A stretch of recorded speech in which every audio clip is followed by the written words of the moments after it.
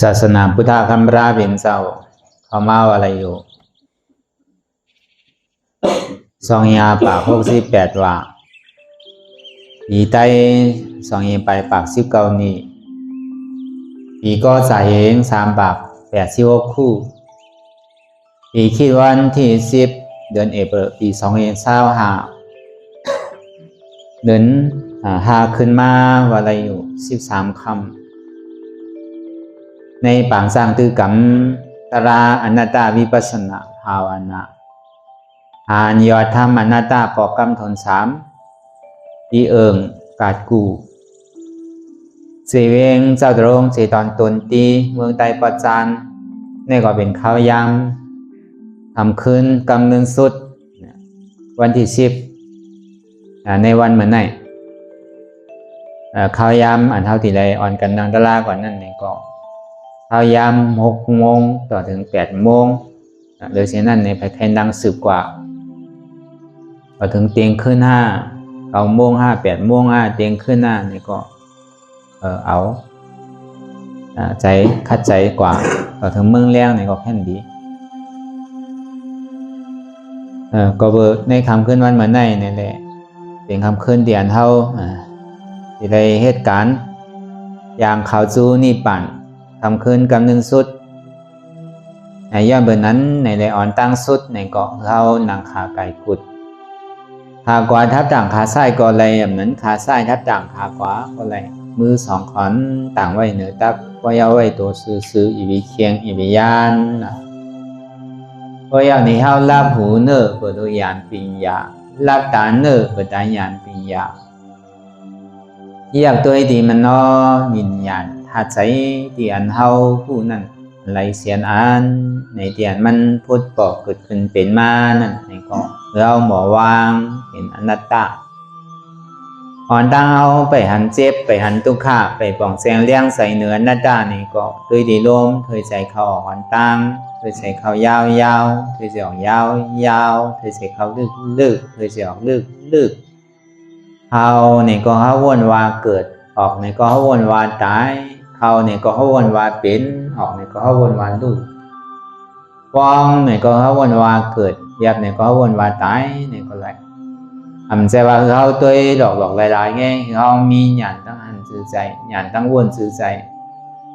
หันเฉพาะที่มันนำอู้เปิงไรเอาตั้งเด็ดซี่โอต่อไปตินในมีอะไรพ้องในที่ว่าเปลี่ยนเขามีเขาเปลี่ยนเขาอู้เปิงพ้องใดต้องร่วมเทใจเขาออกนั่นเนี่ยเขาเย่าอย่าไปออกแน่ในกล่อมว่าเลยออกเย่าอย่าไปเขาขึ้นดูในกล่อมว่าเลยป้องเย่าอย่าไปเวียบแลในกล่อมว่าเลย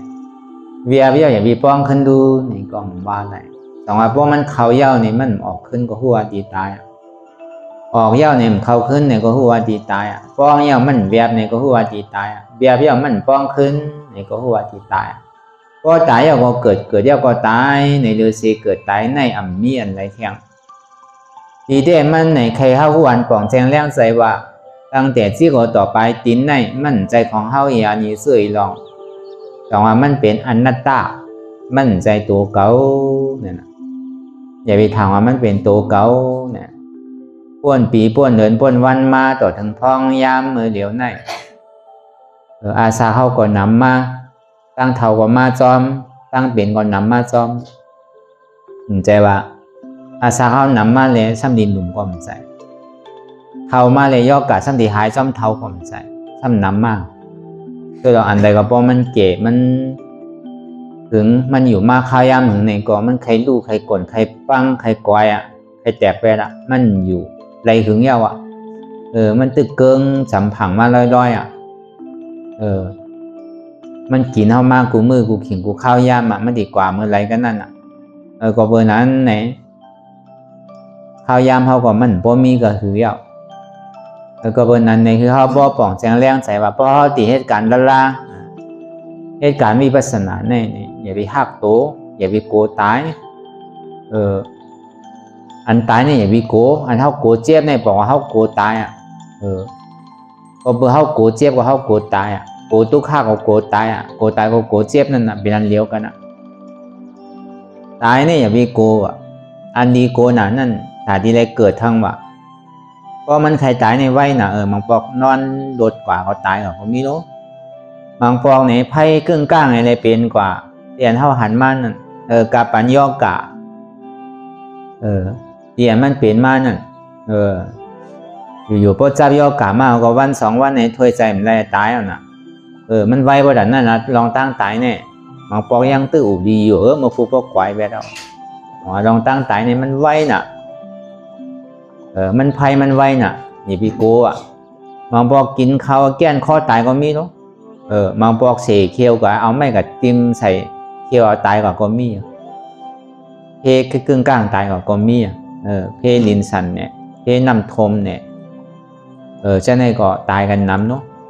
แล้วก็เบอร์นั้นนะมันกั้นหูตัวบางปอกตึงนอนเปี่ยวเฮิร์นกึ่งกลางหลั่นร่วมในสังเนี่ยเมื่อหนังเมื่อป้วนปีที่ป้วนมาเมื่อหนังพ่อดอกโค้งเนี่ยนำกึ่งกลางมาแห้งหนาเนี่ยพอทมถึง2 จั่น3 จั่นยำทนอีปอกน้ำใหญ่ว่าแต่ไหนก้นก็ตายน้ำหนาอ่านหัวปากหัวเฮียงว่าหนังเก่าก้นอยู่จำผังน้ำตึกนอนรับลียนน่ะน้ำในลูกที่ไหลมากก็หมุกผลว่าห้ามตก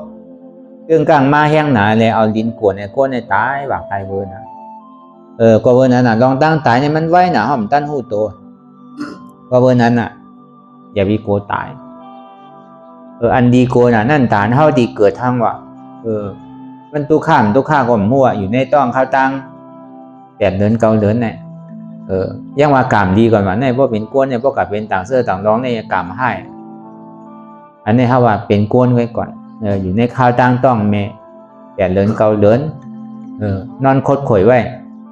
อีลาดก่อมจังลาติอุก่อมจังอุติถ้วยใจก่อมจังถ้วยใจมันดีอย่าป้อกระเฮอละมันใจวัน2 วันน่ะอ่านโหเลินมันน่ะจำอ่านโหปีมันน่ะอันนี้เอามาให้กันดาราเนี่ยบอกเลย2 ชั่วโมงกันในเฮาซ้ำดีโกเนี่ยมันใจร้ายมันน่ะเฮาดีโกเจ็บเฮาขึ้นดีโกเพ้อเฮาขึ้นผีเฮาขึ้นเนี่ยใจร้ายมันน่ะอันเฮาดีกะเกิดทางแน่โกฮะเฮาซ้ำขึ้นเอาได้ใส่อกใส่ใจได้ก็มันดีเป็นแห้งใจเฮาอันนึงแหละเฮาดีให้กันดาราก็เฮาดีคัดใจกว่าเฮาติ่มโกนั่นน่ะเฮาหมู่โกน่ะเจ็บเนี่ยหมู่โกน่ะทุกข้าเนี่ยหรืออันเฮาโกเฮาใครขามไรนั่นก็เปื้อหังก็เปื้อเฮาโกเจ็บก็โกเจ็บบอกว่าโกสังโกตายดังบ่แต่ในกำมันดีพูดได้เยอะกำมันดีขาดได้เยอะกำมันดีหักได้เยอะกำสายใจดีขาดไปได้เยอะเนี่ยนะบ่เติกสุดๆมามันไปถึงหมอกนั่นน่ะก็วันนั้นในเลยคือเฮาบ่ฮู้อันป่องแจงแรงใจตั้งแต่โหปึ้งเงามันไว้ว่าตัวเฮาแน่มใจของเฮาก้อยอย่าไปหักมันหนาเพราะมันเป็นของเฮาไหนๆบ่ได้เอาตาเนื้อตัวนี่ซึ่งอย่าไปให้มันเท่าอย่าไปให้มันเป็นอย่าไปให้มันตายหึงหางหลีหางเล่าหางงามหมดเสียหึงมังมีหลีเปลี่ยนหมดเสียซ้ำเป็นนั้นนู่นน่ะป้นปีป้นเดินวันมากก็เท่ามากมีหูก็หนกมีตาก็โมมีเขียวก็วางมีเนื้อมีหนังก็เหี่ยวลูกอยากนั่งอยากไปอยากลูกก็ข้างนั่งก็ข้างมาอย่างนั้นมันเป็นของเฮาที่ไรนั่นเพราะมันเป็นของเฮาเต้แน่เฮาโดดสั่งไรอย่าไปมันเท่าอย่ามันเป็นย่อการแน่อย่าไปตายมันเป็นไรน่ะในพอดีเอาตาเนื้อตัวมันก็สร้างร่างนี้ว่ามันเป็นไรย้อนว่ามันเป็นไรมั่นใจของเฮาไงนั่นเพราะมันเป็นของเฮาในโดดเป็นไรในห้องว่าใช้ตัวเก่าอนัตตาในปาลีห้องว่าดูป้าคันถาอนัตตาก็ใน2มาในมือมันไปเจ็บมือมันไปหันตุค่าเดินนั่นใจเนี่ยมันดิดปิวโป้งปิววนลึกวนเดอเป็นเลิงเป็นเล่างุนยิดอยู่หยาบขึ้นขั้นคานใจจ้าใจอ่ำดีวนตั้งหลังป่องตั้งหน้ากำปอยก่อมวนสังกำปอยวนกว่ากาวากาเป็นมีขอบมีเหรียญโป้งปิวกับเมืองในเมืองนาเฮิรนในเฮิรนนาเมืองในเมืองนาวานในวันนาก้อนในก้อนนาเย่าสุดเชงปอกใจเนี่ยมันเป็นธรรมดาของใจคนห้องว่าใจเขาเหมือนลิงนั่นน่ะมันอยู่กับตีกับตังเหมือนดิ้งนั่นแบนกิ่งนึงจับกิ่งนึงกิ่งนึงจับกิ่งนึงใจเขานั่นแต่นั่นกวยกามันเป็นซื้อก็เย่าหยาใจที่มันเป็นอยู่นั่นเท่าตีคือกลุ่มกาคือมันว่นกว่ากาวากาเป็นเนี่ยป้อมหันล่าว่นล่าเนี่ยก็มันก่อกว่ามีมือตึกกว่าติ๊กกวยกาคือหัวตั้นซ้อมใส่เดียมันเป็นอยู่ตั้งหลังป่นมาเนี่ยก็หัวมันวนลองตั้งหลังมันวนลองตั้งนานนั่นนี่ก็คือหัวมันวนลองตั้งหน้า อันมันบ้วนสังลาลานั่นนี่ก็คือว่ามันบ้วนสังลาลาที่มันพ่วงกับกาวากาเป็นนี่ก็คือว่ามันพ่วงกว่ากาวากาเป็นก็ในพอตั้งหลังป้วนมานั่นจ่องมันตีเอาขึ้นอะไรอยู่หรือมันสุดเซ็งกว่าเย้านั่นเป็นไรเนี่ยเพราะมันเป็นไรที่กับพวกนี้อย่างที่ติ๊กละเอามาเป็นตุกข้าเลยตั้งหลังนั้นมันสุดเซ็งเย้าน่ะเหมือนก้นตายอ่ะเหมือนก้นขี้เยี่ยวใส่ถังเย้าที่ปอกเก็บกินขึ้นห้าเนี่ยมันเหมือนของตู่ของเนาของเหม็นของตายเอาที่เอามาใจทางไรมันใจทางไรล่าเนี่ยนี่ก็แค่เหลือห้องสอนมันนั่นแหละพวกใกล้สอนใกล้หันใกล้ว่นที่เกาะมันเกาะตานดีว่นนำว่าว่นเก๋มากตานดีว่นก่อมใครว่นแปลแล้วเพราะมันหู้กว่าที่อ่ะก็ในสองมาในทุ่งจามใจธรรมดาของใจอันวันนั่นที่คือมันกึดหรือเศร้ามันกว่าไรเหมือนเลี้ยงอันวันกล้ามก็ยาวตั้งนาหลังบ้วนกว่าตั้งนาครับเนี่ยผูกมาเมื่อฮือมาวงนาเหลือนาปีนาเมาซะไหนเอาลองตั้งนามาวนเป็นเสื้อใสเสื้อสาดใจโจแก็บโจข้าวถังใหญ่ตั้งนาเอาลองตั้งหลังมาเป็นลองตั้งขี่ใจมองใสเอาลองตั้งนานั่นถางไว้มันดีเลยเสียอันต้อนเลยเสียเก่าก็เห็นในดีเขี้ยเมื่อดีดีเสื้อสาดีไรเหมือนใจดีไรกินได้ว่าเนี่ยหนูเป็นเมียวนั้นเมียวในมันจะนี่ทางถูกอันวนไว้ตั้งนานได้อาบมันหนังดีเป็นเต้เสียงเพื่อการถึงดีมื่นตามามีสังเต้หายได้หมดเหมือนหนังก้นนอนฝันก็หนังเก่าก้นนอนรับไปเกาะก้นนอนรับได้อาสังเหมือนเต้มีเต้กูเซิงกูลองก้นนอนฝันดีนะก้นนอนฝันดีได้มันใครเมืองแรงไว้นอนกะกำไรก็ฝันดีนอนรับดีมันใครเมืองแรงไว้เวลาพอมันนอนฝันดีเนี่ยใครเมืองแรงง่ายใครฝันดีที่ไหนกว่าต่อถึงเพราะอิ่มก็มันสำเป็นเบี้ยวอันเท่าเจิงเนี่ยมันพอมันอยู่จอมมันทำอาสังไว้น่ะเป็นใช่ไหมก็เนี่ยมันหันอยู่มันว่นอยู่หันนั่นเหมือนหนังก้นสังเนี่ยเหมือนก้นตาบอดว่ะเขาหนังรับตาหายเหมือนเดี๋ยวนี้ไอ้สังก่อมหันว่นก่อมว่นนางเต็ดเย็นสีไว้มันดีว่ะนั่นเหมือนก้นตาบอดว่ะก้นยิ้มหนาก้มดีว่ะพันสังก้มดีว่ะพันอยู่ก้มว่นก้มดีว่ะว่นอยู่พันก็ซ้ำดีว่ะเหมือนก้นตาบอดแค่หนังเก่าว่ะก็ในเดียมันพ่วงผิวกาวากาเป็นนั่นนู้เนี่ยเป็นสังเนี่ยก็เปิดสังในเป็นที่ไหนให้อย่างเด่มกิ้มกุ้มทิ้งจีทางไรล่ะมันใจเฮา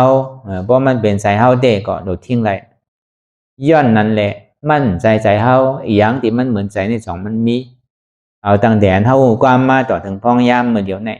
อันเท่าถางไว้อันเท่าใครเหมือนใจเฮาเนี่ยจ่องมันเป็นไรลูกเฮาลางเฮาหอเฮาเฮินเฮาโผเฮาเมเฮาปีเฮาน้องเฮาเจอเฮาคือเฮาจะนั่นตัวเฮาจะไหนจ่องมันเหมือนใจเฮาเนี่ยเหมือนย้อนว่ามันเหมือนในจ่องมันเป็นของเฮาเต้นั่นใจนั่นใจเพราะมันใจห้ามเป็นน่ะเป็นอนัตตาวิญญาณขันธะอนัตตามู่เปิงไรใช่เนี่ยพอหู้ที่ไหนเนี่ยก็พอดีเหตุการณ์ตั้งดีพอดีเหตุการณ์ดาราเนี่ยก็เขากลมกลัวที่การลีลงตายก็ปล่อยมันพอเหตุการณ์ลีได้ตายก็ตึงมันมันโกตายของมันใจของมันเนาะพอดีให้ลองตั้งลีได้ลีโกตายนั่นก็ยังตึงมีอาสาสายใจอยู่เนี่ยมันมีส่วนใดส่วนเปลี่ยนอยู่ในซ้ำกับเหตุการณ์ตู้จะเลิกการเมื่อการเรื่องในเรื่องก็ดีเสียดายอยู่ถูกดีโกถูกดีก้านถูกดีข้านถูกดีลืมถูกดีอายนั่นก็เพราะให้ลองตั้งเมื่อตู้จะเลิกลองอันนำดีงามนั่นพอดีให้ลองตั้งดีตั้งทอตั้งแมนนั่นอย่าไปโกอย่าไปก้านอย่าไปข้านอย่าไปลืมอย่าไปอายพอให้ลองตั้งดีเนี่ยโดยฮัดว่ะอย่าไปโกก็วันนั้นเนี่ยพอมันหัวป่องแสงแดงใส่เสื้อนั้นอย่างนี้ซึ้งมันก็ดีฮัดจุนมาใจนั้นอันมันฮัดจุนเนี่ยก็เบอร์มันถางมาเป็นใจมันอยู่ที่ติ๊กนั่นเป็นใจเก่าที่ติ๊กนั่นเพราะหัวมันใจเต้เนี่ยก็มันก็ดีฮัดจุนมาพองแต่มันฮัดจุนล่าก็มันก็ดีฮัดจุนมาพองอีอันมันฮัดจุนอีนี่ถึงเอาดีฮัดจุนมานำอันมันฮัดจุนพาว่างเลยนำในก็ดีฮัดจุนมาไหลเต้อันลองอันเฮาป่อง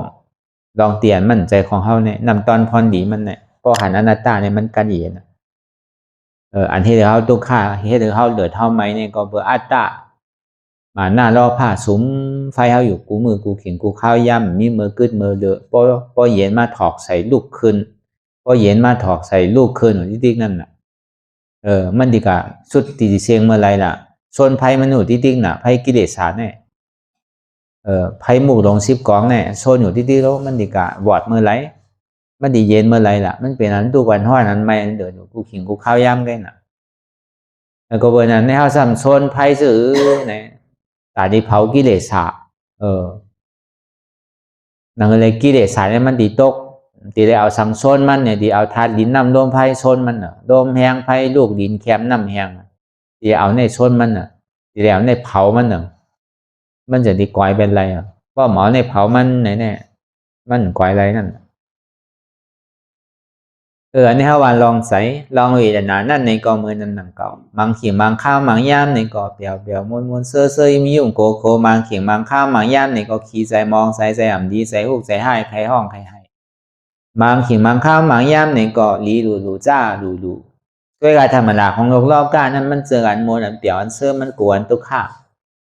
อันนำธรรมดาของโลกรอบก้านั้นในตุกข้ามันปอกมากก็คือก็อยากมีโกสุขามันปอกมากคือก็ยากอยู่เนี่ยโจมเติมก็เวอร์ทุกข้านั่นไหนก็อ่ำมันกึมสุขานั่นไหนก็อ่ำมันกึมนั่นก็มันเป็นอนัตตาอ่ำอุปเปิงพองำเดือมันได้ปึงเต็มไรอันเปียวมวลเสื้อนั่นปลายเต็มป่วนอันทุกข้านั่นใครไปสื่อไปใครไปกับเมืองไหลจอกไหลเสียงไหลก็อยากป่วนทุกข้าเนี่ยเหมือนเงาเรียนจอมโกนเห่าดิติ๊กใครไปสื่อไปกับป่วนเพราะมือป่วนซ้ำนี่เลยเฮ็ดสื่อมันล่ะในที่เลยเห็นหู้เลยอยู่จอมมันเดี๋ยวนี้ป่วนมันเลยกวนเขาเนี่ยมันยอมหับนั่นแหละทุกข้านั่นลองหยาบลองผึดลองทุกข้าขันใจเนี่ยใครยอมหับเพื่อกรรมใครยอมหับเสียต้าเนี่ยก็มันซ้ำเป็นเงาเรียนจอมโกนเฮาที่ติ๊กแดนคือก็ซ้ำจำขนาดนั้นใจว่ามันไกลมันเป็นที่นั้นแปด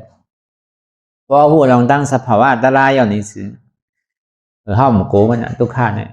มันเหมือนยำนะเบิ้ลจี้หลอกไฟคืนเหนือต้องฟ้านั่นพอยามมันสุดกว่าเสียงหนังเก่าเหมือนเฮวินเพราะคืนเนี่ยก็โล่งหนังเก่าเหมือนตาวันเพราะเตียงเขาก็ตกหนังเก่ามันมีอย่างพอที่มันคือมีเนี่ยพอเขาพึกใกล้ตัวเจ็บตัวทุกข้านิดดีกว่าตัวกับตัวมากกว่าเจ็บมันค่อยๆหายกว่าทุกข้าค่อยๆหายกว่าพอเขาหันที่ไหนเต้เนี่ยก็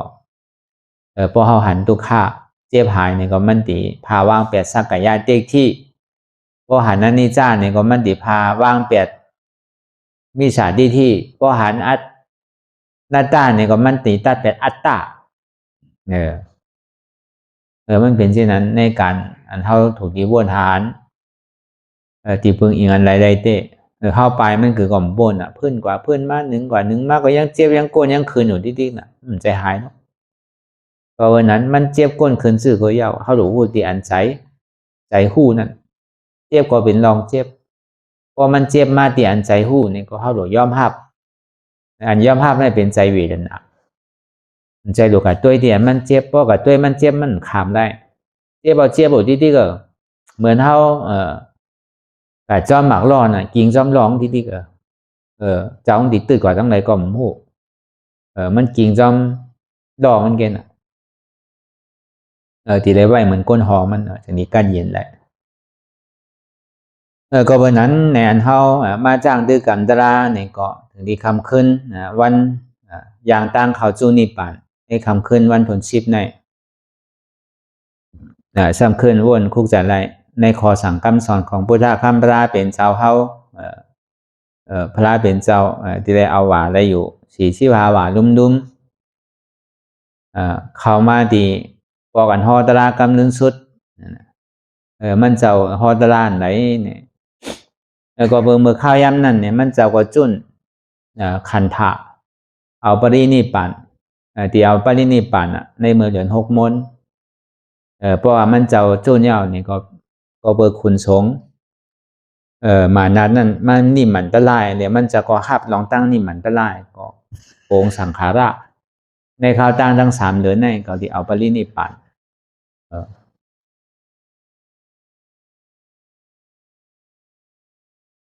เพราะว่าที่นั้นแผ่นดินเมืองบ่สันนั่นจังหวะลองตั้งอันที่แผ่นดินเมืองสันแน่1ธาตุดินน้ำลมไฟมัน2มาเนี่ยภูมิพุงตะโคผ่านสางเฮ็ดเป็นนั่น ก็ในสามมาหน่อพระเป็นเจ้าที่เกิดสี่มาเมื่อพระเป็นเจ้าที่ได้ตรัสรู้เป็นสัมมาสัมพุทธะห้ามาในเมื่อพระเป็นเจ้าที่เอาปรินิพพานหกมาในเมื่อพระเป็นเจ้าเมื่อพระเป็นเจ้าที่ปรงสังขาระก็แผ่นดินสั่นเมื่อพระเป็นเจ้าเอาปรินิพพานนี่ก็แผ่นดินเมืองสั่นย้อนเป็นนั้นนี่แหละก็พระพระเป็นเจ้าเขาว่าที่นั้นเนี่ยเจ้าอนันตาแน่เนี่ยก็ยามนี่มันตระไว้อยู่หลายปอกอยู่ก็ในถึงดีปอกกำเนิดส่วนมาเนี่ยก็มันก็ใจมันดีก็พระเป็นเจ้าที่เอานี่ป่านเย้าเนี่ยมันก็เป็นใจอันขี้ใจเก่าเศร้าว่าหมองมันก่อมปอกเขาอกเข้าใจคือนั่นนะเพราะว่านี่มันตระพระเป็นเจ้าเป็นหลายปอกหลายกำสองปอกก็พระเป็นเจ้าก่อมภาพคำเนี่ยพระเป็นเจ้าก็ซ้ำเปิดเงินมันเนี่ยทางว่าสังว่าเหมือนหนังเก๋าในสังว่าเขาในอิทธิบาทตาอิทธิบาทสีนั่นสังว่าใครอยู่ในหนึ่งกาบเนี่ยก็ยังอยู่ไรเนี่ยมันเจ้าก็ซ้ำใกล้ห่อที่ติกันอันนั้นเจ้าอันนั้นตาเนี่ยก็ซ้ำเข้าใจก็เพื่อสังก็เพื่อว่าคนทรงหมันนั้นมาวังตาวังให้หับตาไว้อันนั้นตาก็เพื่ออันนั้นตาก็มีน้องตั้งขี่ใจมองใจไว้ก็เพื่อเจ้ามอกกระดานเขาเจ้าสารีบุตรละเขาเนี่ยก็เอาปรินิพพานก็เชียงก็เพื่อนั้นในสัมพระเป็นเจ้าสัมดีเอาปริมานิพพานทั้งเนี่ยก็มันก็เป็นใจอันนำจมเชื่อเป็นใจอันขี่ใจมองใจแหละย้อนเบอร์นั้นในพระเป็นเจ้าเขาก็จังดีพอถึงนั้นมาเนี่ยเพราะว่ากำเงินนั้นมาเนี่ยฮอดถึงคุณทรงปุ่นคนทรงหมานัดอันอยู่ในเมืองจันผีจันทนหกนั่นปรินีมีตาสวัสดีนั่นมันเผยไว้สองเมืองเมืองหนึ่งในครึ่งหนึ่งในเป็นคุณทรงหมานาดอยู่ครึ่งหนึ่งท่านเป็นคุณผีอยู่คนผีปรินีมีตาสวัสดีแล้วก็ทั้งครึ่งหนึ่งในเป็นคุณสงหมานาดนั่นอยู่ไว้เพราะว่าคนทรงหมานาดหู้ยาวเนี่ยก็มันจะนี้ลงบ้านนี่มันตราพระเป็นเจ้าเมื่อเดี๋ยวในศาสนาพุทธคำพระเป็นเจ้าเขาก็มันแก่นย่ออุบาสกอุบาสิกาเนี่ยก็เตรียมทนวิกุณีเนี่ยก็เตรียมทนยาวก็เบอร์นั้นในวันเหมือนในเนี่ยข้าที่มาปังพระเป็นเจ้าเขาเอาปฏินิพพานพระเป็นเจ้าก็จะได้หับเอากรรมนี่มันตระเอาปฏินิพพานเพราะเป็นนั้นก็เพราะอะไรหับปรงสังขารเอาก่อนในข้าวตั้งสามหรือในที่เอานิพพานเนี่ยนี่ก็แผ่นดินเมืองพ่อชันนั่นนะก็ในเจ้าอนันตาตกใจอย่างอันไหนเด็กไล่ไว้เหมือนในเนี่ยแผ่นดินก็พ่อชันกว่าเชียงผ้าบ่มือกว่าเชียงมันมีอย่างนี้เนี่ยกำปอรวมกว่าปัดกว่าร่มใหญ่ร่มหลงกำปอเตียเย็นแผ่นดินขึ้นแปดเย้าเนี่ยก็ไว้สาพระเป็นเจ้าพระเป็นเจ้าก็วานลองตั้งมันก็ที่เอาปฏินิพพานให้เขาตั้งสามเลยก็เบอร์คุณทรงมันนัดมานี่มันตราไว้ไรครับพี่เขาตีนี่มันตราคือพระเป็นเจ้าเขาอยู่กว่าโจหนึ่งกับเนี่ยบอกว่าอาชาก้นเมื่อข้าย้ำนั่นในปากเศร้าจะว่าอยู่กว่าเป็นอันเอาสังเขมันใจนะครับกาบไหลกาบนั่นน่ะกาบปากเศร้ากาบอาชักหนึ่งเหงกาบอาชัก10,000 20,000ที่ไหนมีลงกาบนั่นเนี่ยเป็นกาบอาชักก้นในมีอยู่ปากเศร้าสังวาพระเป็นเจ้าเจ้าอนันตาห้าว่านี่มันตระก็ตีอยู่ได้ถึงปากเศร้าดีเต้มันใจนะครับมันเป็นไรก็พระเป็นเจ้าอะไรเปียเตียงไว้ดีพระเป็นเจ้าตีปังก็ไล่เอานะพระเป็นเจ้า27เนี่ยเปียเตียงไว้มั่วแล้วนะว่าพระเป็นเจ้าเขาในตีไร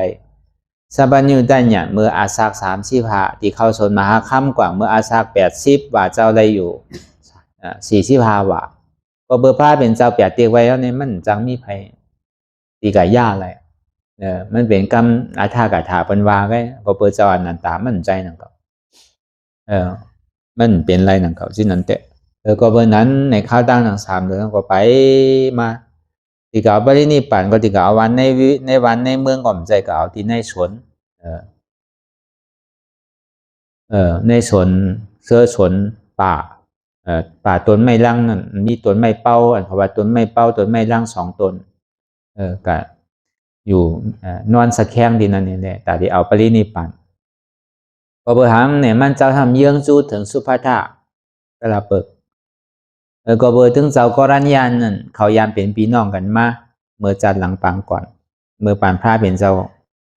โอนมันนั่น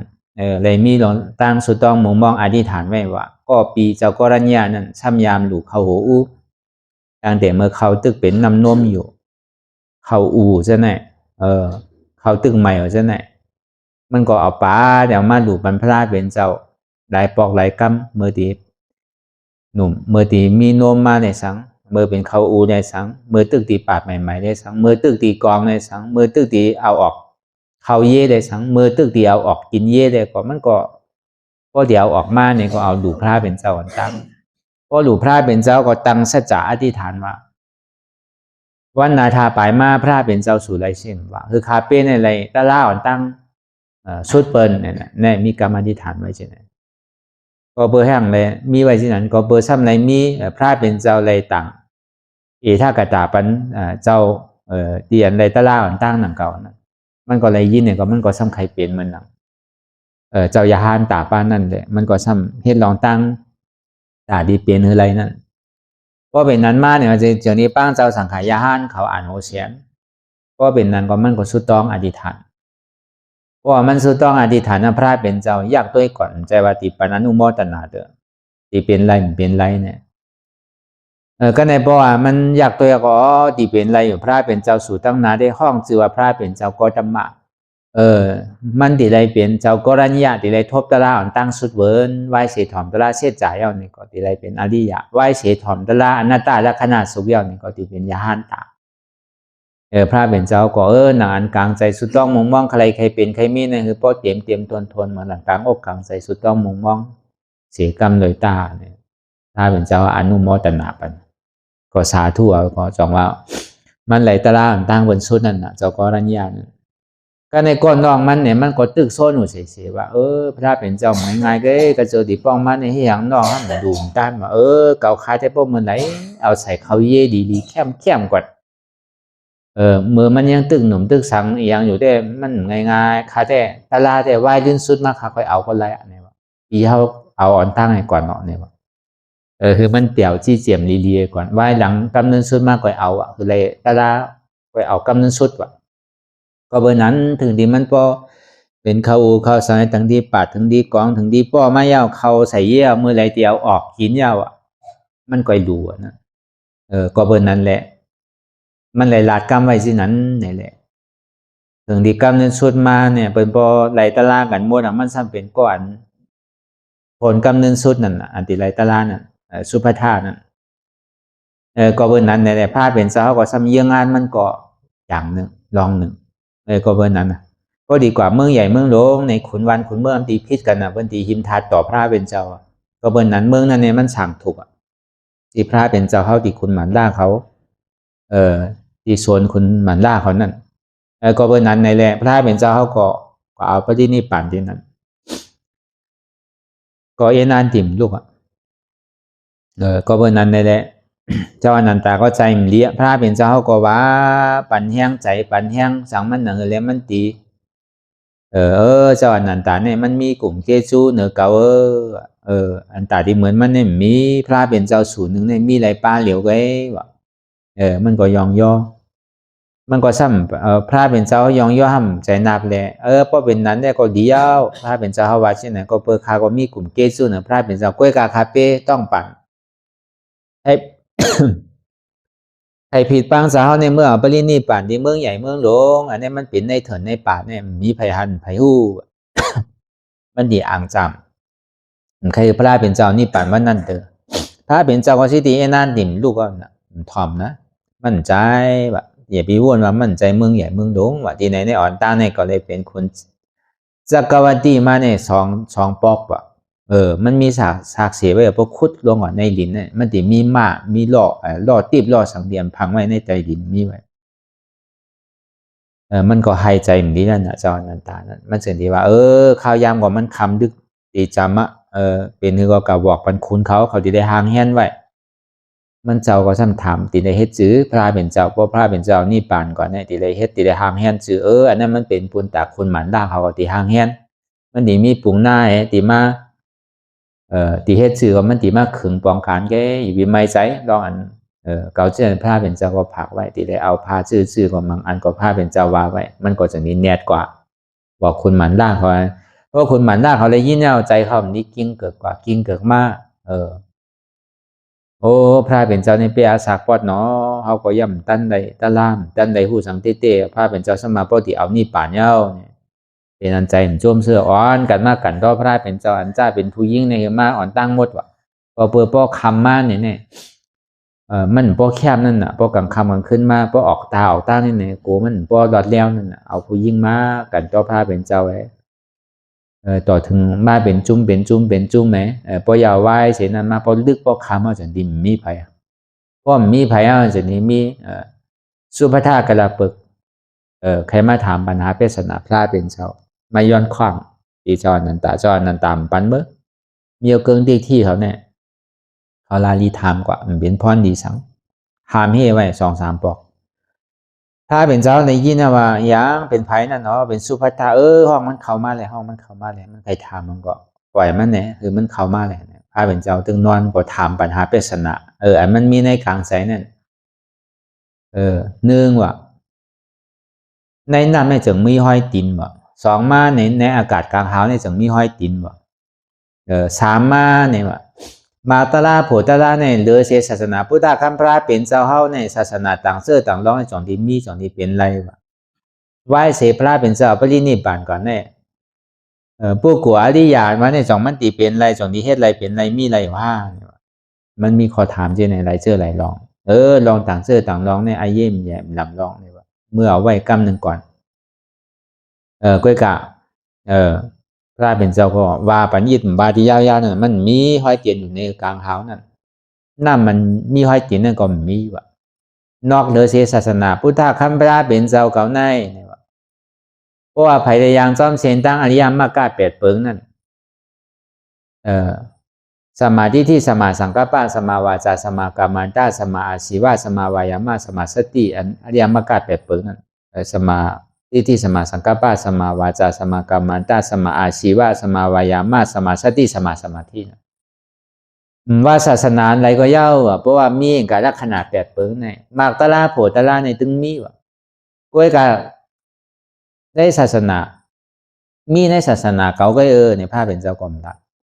ว่าศาสนาทั้งก็เย่าเพราะอย่างจอมเสียนตั้งอริยมรรค8เปิงในเจนี้มีมากตะลาโผตะลาพอดีว่าเต้ก็เลยเซตราพระเดือเสียพุทธศาสนาในสังพุทธศาสนาไม่ทำแจกไว้เป็นหลายเกิ้งน่ะมือเหลียวในมีเป็นหลายเกิ้งเนาะปอในเถระวาตาวาในก็จอมเจ้ากัสสปะอ่อนโหโทมมนามาอภิธรรมะ42,000เฮงสุดันดา21,000เฮงวินัยะ21,000เฮงทำดังเสียงมีอยู่80,000เสียงนั่นอันในห้องเป็นเกิ้งเถระวาตาเป็นเกิ้งขอสั่งคำสอนพระเป็นเจ้าเฮาเต้ก็เป็นนั้นนี่แหละก็ในก่อนมันก็ป้อนในถ่อมตะล่าก็มันก็ย้อนเป็นเจ้าย้อนเข้ามาในศาสนาพระเป็นเจ้าก่อนอย่าถึงกว่าเฮ็ดไว้แต่เฮ็ดแต่ก่อนมันมาจ้างตื้อกรรมตะล่าก็โตปิราณากรรมกว่าเฮ็ดก็ให้มาจ้างตื้อกรรมตะล่าถึงมันบ่เป็นยาห้านตากว่าถึงเมืองเลียงจากเมืองเลียงมาก็พระเป็นเจ้าเฮาก็จำที่เอานี่ปัดมันก็เลยเป็นยาห้านตากสุภทากระเปิกนั่นอันนี้วันลองนั่นก็เราลองสองมาเนี่ยก็เบอร์เจ้านันตานั่นมีลองตั้งกี่ใจมองใจห้าวแห้งหนาเลยเพราะเสียงห้องเสียงไฮเพราะออกนั่นน่ะเสียงอื่นเพราะออกนั่นน่ะเป็นช่อตาปานก็พระเป็นสวรรค์นี่มันว่าอนันตาก็ว่าเมื่ออยู่รู้สังขารตั้งโมตั้งเสียงในมันกึมย่าเบอร์นั้นห้าวอะไรมีลองตั้งทบยากันก็หัวตึงที่ไรมีลองตั้งผ่านยานกันก็ยามห่อมือก็ยามหูอยู่เสียวรู้เนี่ยสองว่าเปิ้นใกล้เอาสูตรห่อกันอันนี้จาวดาสังขารอุปาจาวายธรรมมิโนอุปจิตานิโรสันติเตสังอุปสมโมสุโขทุกขาวดาสังขารอุปาจาวายธรรมมิโนอุปจิตานิโรสันติเตสังอุปสมโมสุโขอนัตตาวดาสังขารอุปาจาวายธรรมมิโนอุปจิตานิโรสันติเตสังอุปสมโมสุโขอันนี้พอถึงเมื่อกวนดูกวนตายว่าเป็นวนเจ้าว่าเป็นคนผ่านคนมีคนชื่อก็ยาวพอถึงกำเนิดสุดมาเปิดดิเผาเนี่ยเปิดใกล้รอดกันนั่นน่ะเปิดห้องปังสักุระนั่นเอาผ้าสังการมาใส่ก็จักเอานั่นตีเต้มันใจห่อบันกวนมันใจห่อบันผีอันตายนั่นมันคือเจ้าสังขาเขาในคืออะไรเกิดสังเวกาตาละยาก็คือกวนตั้งเสียงตั้งหนำนั่นคือผู้หันสะเพราะว่ากวนแน่ ก็เปว่ามันมีรองตั้งอันนั้นมันกึมนั่นน่ะอันนี้จ้าว่าจะสังขาราก็เปมันกึมอันนี้จ้าเนี่ยบอกว่ามันกึมสังขาราแหลกหลายค่ายกว่าติ๊กวัตตาก็เปมีวัตตาสังสาราเกิดเจ้าตายเอาเกิดมีเมื่อเย้าเมื่อสู้เมื่อเสียงอันนี้จ้าวัตตาสังขาราอุปาตาวายธรรมมีโนก็เปมีใจอุปาทานก็เมื่อมีตัณหาอุปาทานในจึงที่ให้โกนเท่านั้นอ่ำขึ้นเกิดตายเกิดเจ้าตายเย้าเกิดอันนี้จ้าวัตตาสังขาราอุปาตาวายธรรมมีโนเนี่ยพวกก็เลยหันธรรมเนี่ยหันตรายเย้าในจึงธรรมในบอกว่าอนัตตานั่นอุปาจิตวานิโรสันติเนี่ยนะเพราะอุปาทานหมดสุดเสียงกว่าเย้าในจึงเนี่ยตัณหาอุปาทานสุดเสียงกว่าเย้าเนี่ยแต่ที่ให้ถืออุปาทานตัณหาตกสุดเสียงกว่าเย้าเนี่ยที่ได้พูดจักตราเนี่ยที่ได้พูดจักอนัตตาอุปาทานธรรมะเย้าอุปาจิตวานิโรสันติ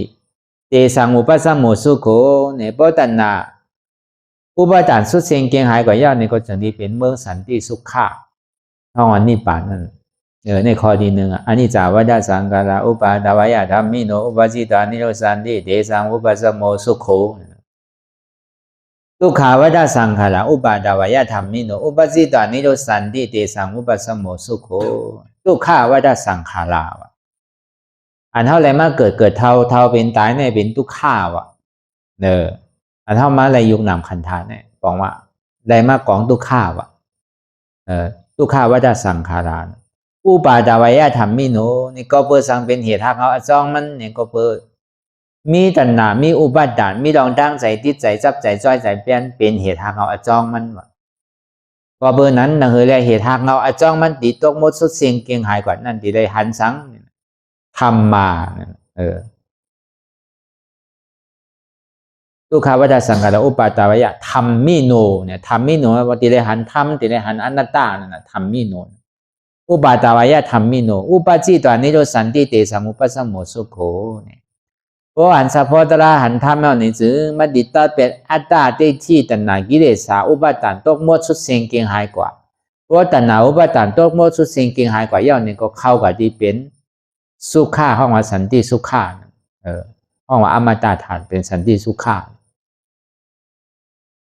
เตสังอุปสัมโมสุโขนั่นเพราะว่าสันติสุขาวะสันติสุขานี่ก็เป็นชื่อนิพพานนั่นเขานิจจานี่ก็เป็นนิพพานนั่นเขาอมตะนี่ก็เป็นนิพพานนั่นเขาสามัญนี่เป็นนิพพานทั้งสามอันนะชื่อมันอนัตตาวัฏสังขาราอุปาทวายธรรมิโนอนัตตาก็บอกว่ายุบนำขันธาของเฮาเนี่ยมันกึ้มอู้เปิงพองำเหนือมันไหลว่าอนัตตาวัฏสังขาราย้อนเบอร์ว่าเฮาอู้เปิงพองำมันไหลเนี่ยเฮาซ้ำถามว่าเฮาอู้เปิงพองำมันไหลเนี่ยสองที่มีรองตั้งเกิดเท่าเป็นตายเกิดเย้าเกิดแทงตายเอาตายแทงเนี่ย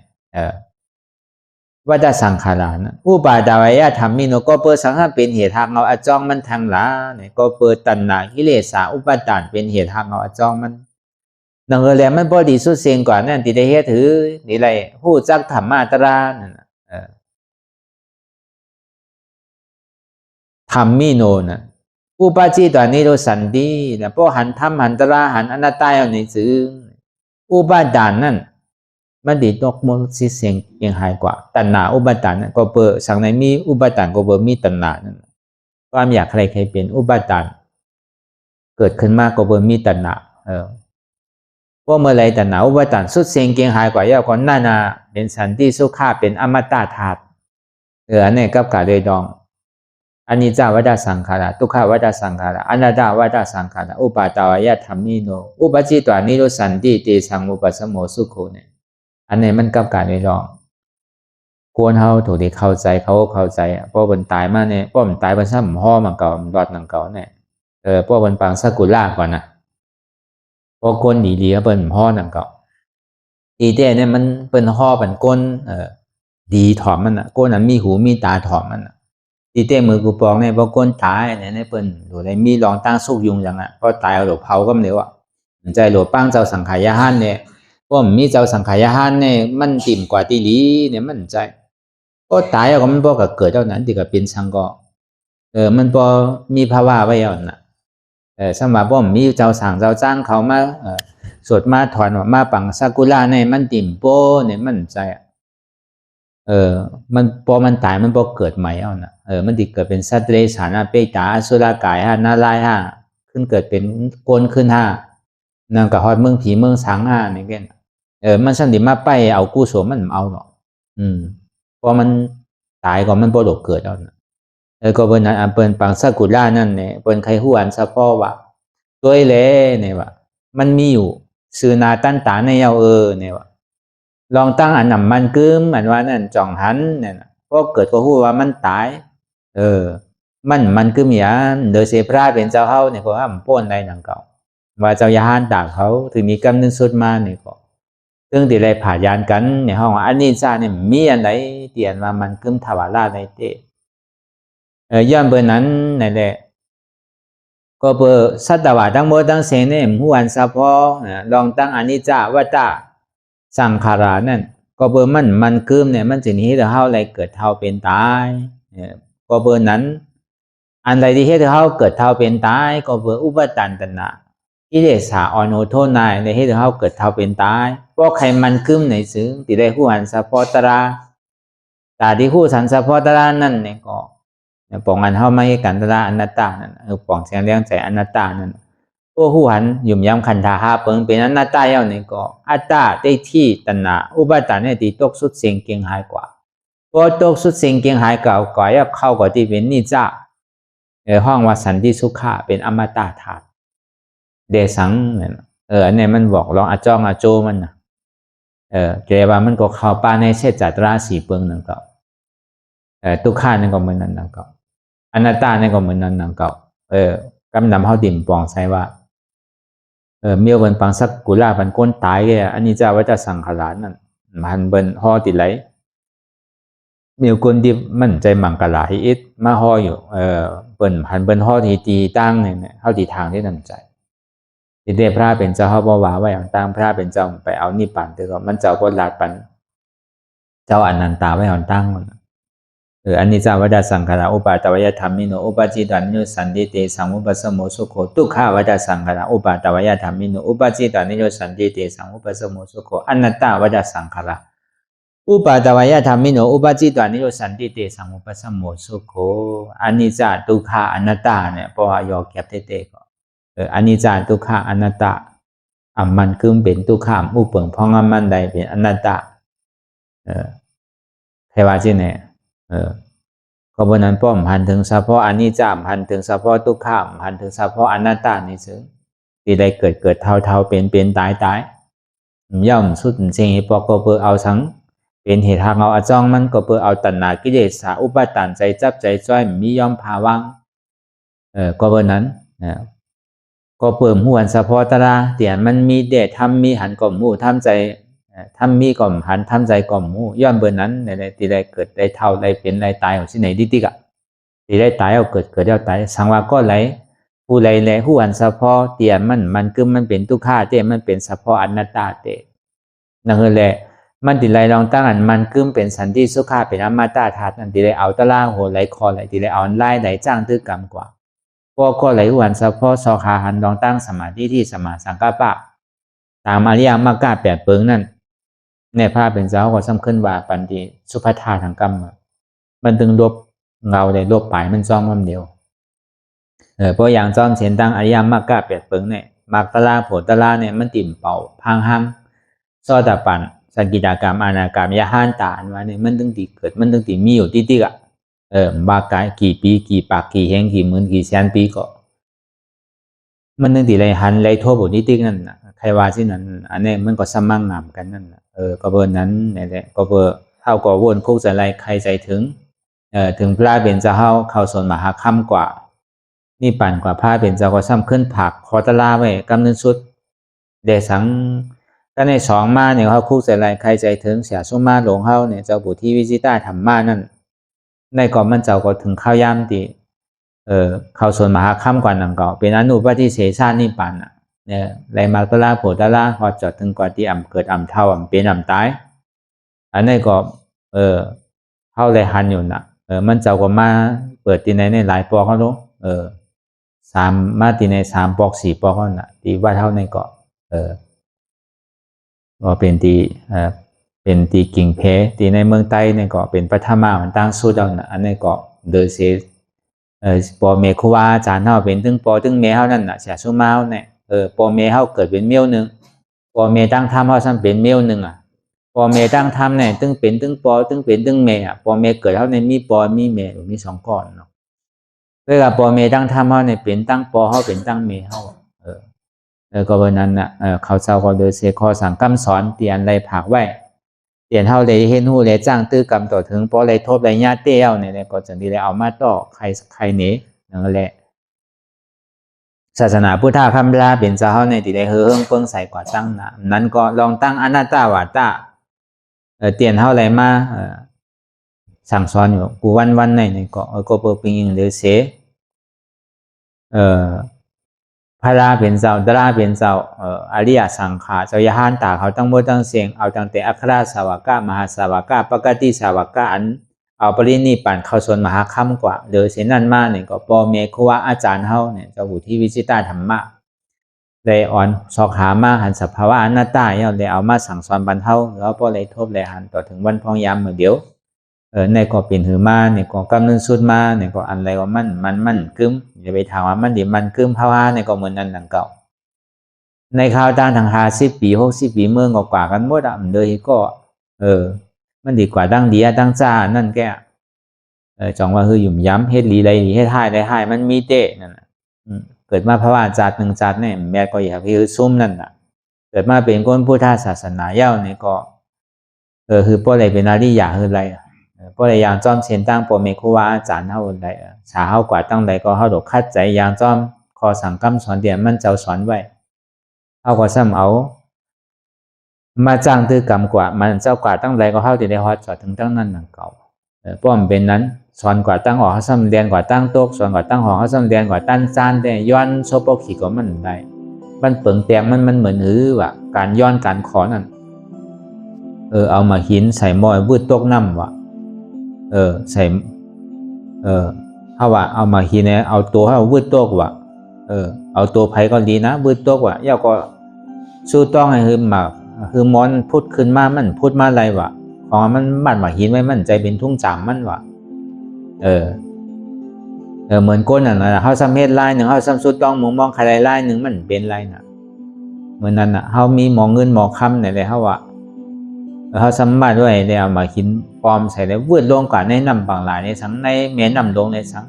ก็ในพอเขาหลวมาในเขามาสุดต้องหึงผู้ขึ้นมาพองมันอยู่ที่ไรจอกไรเสียงไรมันเป็นไรแบบเมี่ยวที่ผู้ขึ้นมาเนี่ยเมี่ยวมาหินมันจมน้ำน้องมันพูดอะไรมันใจทุ่งจามมันวะเมี่ยวเฮ็ดดีสมาสุดต้องมองใครเป็นก้นดีผีแม่ใครนี่ป่านเนี่ยใจทุ่งจามมันวะอันนี้ก็เปิงหนึ่งก็ในสองมาเนี่ยก็เมียวคนเฮ็ดหลียาวเนี่ย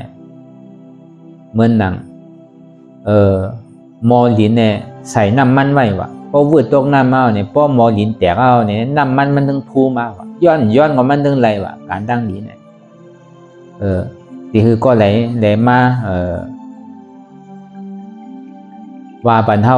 อย่าพี่มันกว่าคือมันกว่าจีจ้าคือมันกว่าจีเมือกคือกว่าตกนาลายเนี่ยคือกว่าเป็นเมียวเนี่ยคือกว่าเป็นเป๊กตาเนี่ยของมันเฮ็ดตั้งดีในเฮาติกะว่ามันเนี่ยแต่คือมันกว่าต้องตั้งดีมันก็มันใจเมียวเป็นไรวะไผเฮ็ดดีก็ไรดีไผเฮ็ดให้ก็ไรให้แค่ว่าอันนี้พระเป็นเจ้าเฮาว่าแตกเนื่องปันที่ปุ๋งหน้ามือป่นมานะมาอันกำหนำเนี่ยมันเป็นพระรายย้อนเหนาดูมือปานผ้าเป็นเจ้าเฮาก็เกิ้งติ๊กที่เขาเนี่ยมีเป็น6 จุ่มน่ะเพราะว่านั้นน่ะเกิ้งติ๊กที่เขาดีอยู่พระราเป็นเจ้าเขานั่นนะพระเป็นเจ้าเขาที่เฮ็ดผ่านสร้างปันแก้ในนั่นน่ะเฮ็ดหยังก็อยากเฮ็ดดีเฮ็ดให้ก็ยากเพราะว่ามาเขาพอมาถอมกล้ามเขาพอมาอยู่ในปักเปิงเขาในหายหมดลองตั้งมือลองตั้งดีเนี่ยลองตั้งดีในตีไรจังลองตั้งดีในเขาดีขามเอาก็พระราเขาเนี่ยมันเหมือนนั้นดังเก่าอ่ะเหมือนนั้นดังเก่านักเอกการตลาดนั่นก็ซึ่งเงินเท่าถอมเข้าผมพูดก็ถามก็ถามเอาโหลดถอมโอถอมเอาโหลดต้องก็ต้องเอาโหลดว่นโหลดกำเอานั่นน่ะ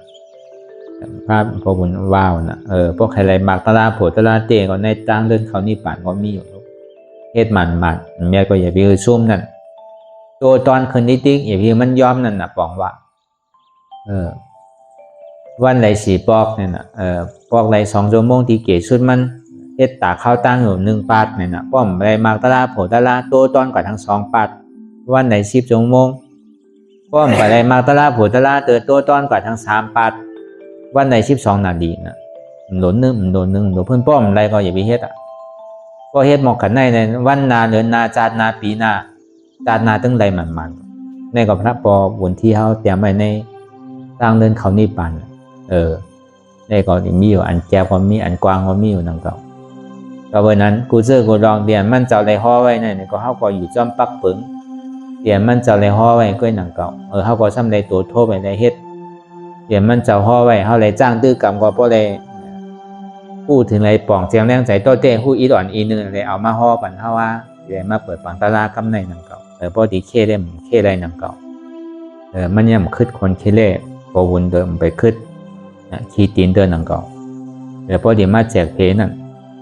โตเต้ฮู้ได้อีทูดอ่อนๆนี่แหละเอามาสั่งมาสอนคือเฮาว่าบ่ได้จ้างตื้อกรรมนั่นแหละตลาดเนี่ยที่เจ้าใต้เฮาจะซุมมาเฮาหามานั่นมันดิ่มหายหลายกว่าหรือมันบ่ได้ขึ้นใหญ่ไม่สูงบ่เฮิงเปิงใสกว่าวันตาเมินน่ะที่ได้ยองย่อก็กัดแขนนี่มันหาอะไรหยับน่ะเพิ่นฮ้องว่าปืนใหญ่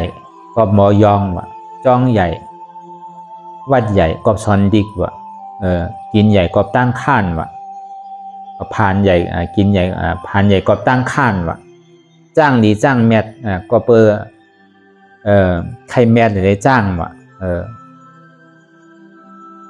บ้านใหญ่เพิ่นใหญ่ก็พักหวานว่ะ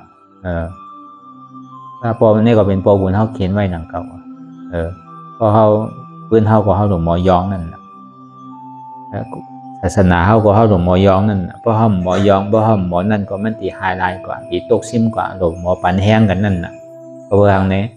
ในปังตะลาเฮาในปีนึงมี1 ปอกเพิ่นน่ะอยู่หลายเอิ้นเฮายามยินตะลาได้สังเฮาเลยยามจ้างตื้อกรรมตะลาได้สังนี่ก็อยู่ติไหลมีติไหลก็เฮาก็อยู่มากกูภายกูไปกูตั้งนำเก่าก็เบอเฮาในปีในก็เฮาก็หาเตจ้ามาเปิดขึ้นก็แหละยังก็มันไปเตรียมทนจังว่าพอปีที่มาได้ก็ดีขึ้นเดินได้อยู่หลายแล้วอันเฮาเป็นพี่เป็นน้องเป็นลูกเป็นหลานเป็นลูกศิษย์ลูกน้องตาเป้ในก็ลูกติไหลก็เฮาโหลไหลมาปันว่าปันแฮงก็เลยเฮ็ดชื่อก็เฮ็ดไหลชื่อก็เฮ็ดนั่นน่ะเนาะเอาใจเป็นปันแห้งใจปันแห้งซบปันแห้งโตแห้งกูเจอกูลองกูเปิงนั่นอันดำลองมันในโหลให้กันตะลานั่นน่ะเฮาโหลจิ้มด้วยนั่นน่ะป้อมใจในเฮาดิเป็นเหมือนหนังก้นกินจางเลี่ยมโบ้มได้กินนมโบ้ให้ปอกว่าเฮาโหลได้กินน้ำนมมันน่ะก็เปอายาสาน้ำนมมันเนี่ยมันเป็นที่เฮาโหลได้จิ้มด้วยเฮาจะได้ฮู้อายาสาป้อมใจในเพิ่นปลูกปันเฮาต้นไม้เนี่ยเหมือนบ่บุญเฮามาปลูกซอมปันเฮาอ่ะเฮาอย่าไปคือเป็นวิทย์กินเฮาในกึ่งตานเฮาโกนลมลามันก็เฮาโดนเลยกินนั่นน่ะผลมันนั่นแต่ป้อมนั้นเฮาได้ก้านเบิ่นแต่ก็เบิ่นนั้นใต้เฮาบ่ได้ว่าซื้อมาเนี่ยก็อยู่เมืองมานำทางใหญ่มานน่ะใต้เนี่ยบ่อยู่เมืองไทยทางใหญ่ไทยเนี่ยใต้ดอกใต้กัดแขนขึ้นมาหมอยองกันน่ะถ้าหมอเช่หมอเน่หมอวาหมอว่าห้างกันจังได๋อันนี้มันดีเป็นใต้อันกัดแขนก็มีดังนั้นมันหลวงหมอปันว่าปันแห้งกันนั่นน่ะปันแห้งเลยซื้อก็ปันนั่นน่ะกำน้ำในเฮากับทางใหญ่เป็นที่กันตีแต่เจ้าใต้เฮากัดแขนนี่มันมีอยู่เป็นหนังตัวอย่างปอบุญเที่ยวเนี่ยเป็นก็กัดแขนก้อนนึงมี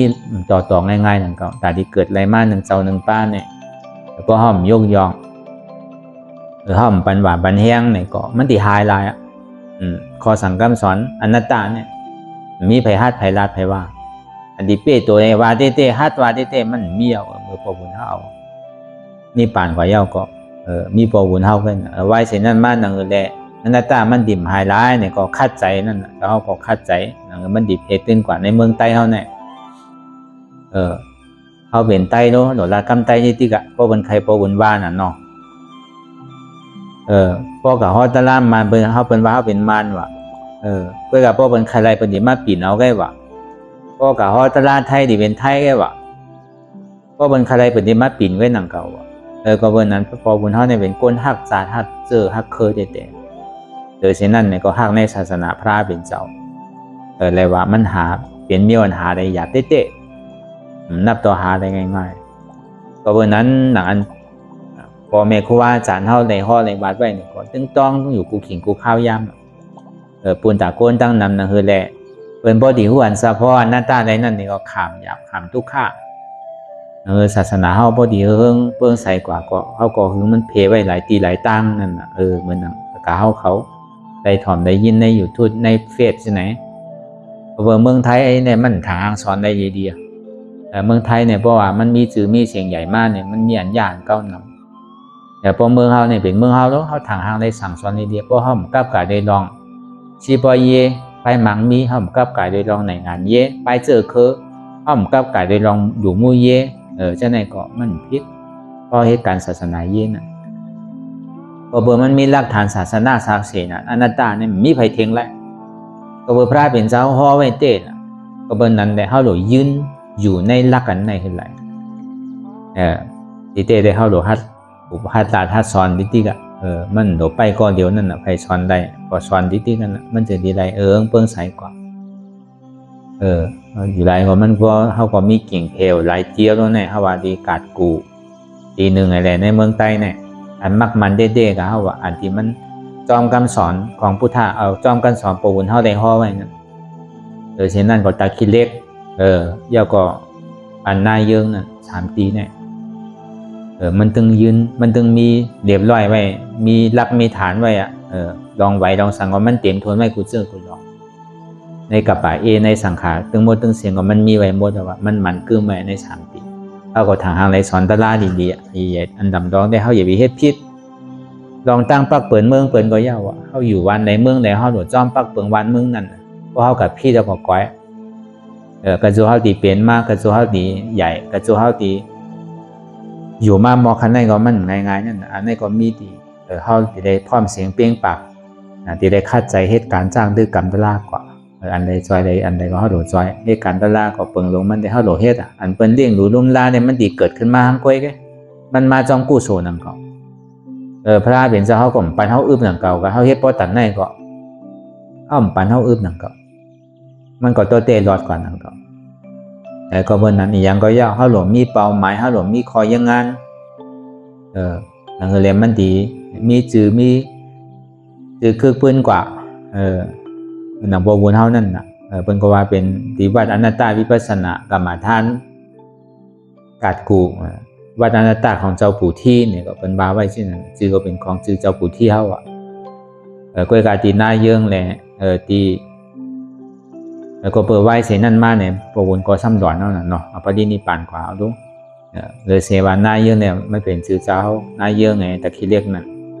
ก้อยกาตีนาเนี่ยเป็นชื่อเจ้าปู่ที่ในท้องว่าวัดอนัตตากรรมฐานเจ้าปู่ที่กาดกูแล้วก็วันนั้นในแหละเป็นก็ยาวหยาในขอตลาดในคำขึ้นวันเหมือนในเนี่ยก็เฮาเลยลูกตีไกลไปดียาวมาในสังลูกต่างดีต่างตั้งก็บ่มันเป็นคำขึ้นวันคำนึงสุดนี่ก็เฮาลองขอตลาดลองตั้งอนิจจาทุกขะก็บ่เฮาเลยมีลองตั้งทบยากันก็ตึงดีเลยมีลองตั้งผาดยานกันเมื่อพุงมือฮือมาเนี่ยมื้อนึงเดินนาปีนามาเนี่ยจ่องมันดีมาทบกันฮือหัวไผดีกว่าตั้งไผก่อมหัวนั้นก็ก้นฮ้อดีกว่าตั้งก่อมจังวานน่ะตั้งตายอันว่านั่นไผดีจังกะว่าไรก้นหนุ่มดีกว่าอ่อนตั้งก้นเฒ่าก็เป็นไรก้นเฒ่าเป็นอยู่ซ้ำทางดีกว่าซ้ำกะก็จังเป็นไรนั่นเก่าก็เปิ้นนั้นมีไผล่ามขาดไรนั่นเก่าด้วยกะอันลำลองมันเต้ๆเหมือนเฮาไปตายในนั่นเนี่ยเฮาดอกคัดใจพึกตายไว้อ่อนตั้งเมื่อเฮาไปตายเฮาดอกหาท่าทันอย่าไปฮักโตโกตายแล้วก็เบอร์คันหาจิโอต่อไปจีเนี่ยเฮาโยกดูบรรพราตราสังขารเนี่ยมันใจของเฮาอย่างนี้ซื่อลองมันไขมาซื่อไขยาซื่อไขเก้าซื่อนี่ก็เฮาจุนพาว่างไปสิมันใจเก่า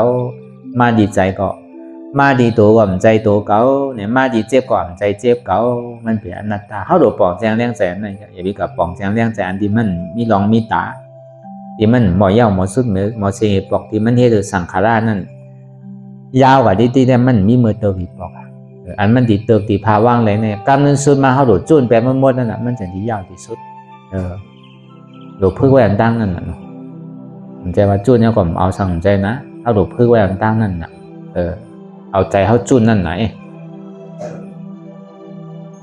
เลยก็เพื่อนนั้นในแหล่ในก็เอาหยาดปีเขาวนดีวนยาวเขาย้ำถึงอย่าไปว่าไพ่อย่าไปว่าเทิงหันก็ดีวนก็ดีถึงพอเพียงเพียงกันกว่าวนต่อถึงเจ็บนั่นพอสุดวนต่อถึงตุข่าพอสุดตัดต่อถึงอัตตาพอตัวพุทธขัดว่าอันใดที่มันพูดบอกเกิดขึ้นเป็นมานั่นก็คือเขาหมอว่าเป็นอนัตตาไร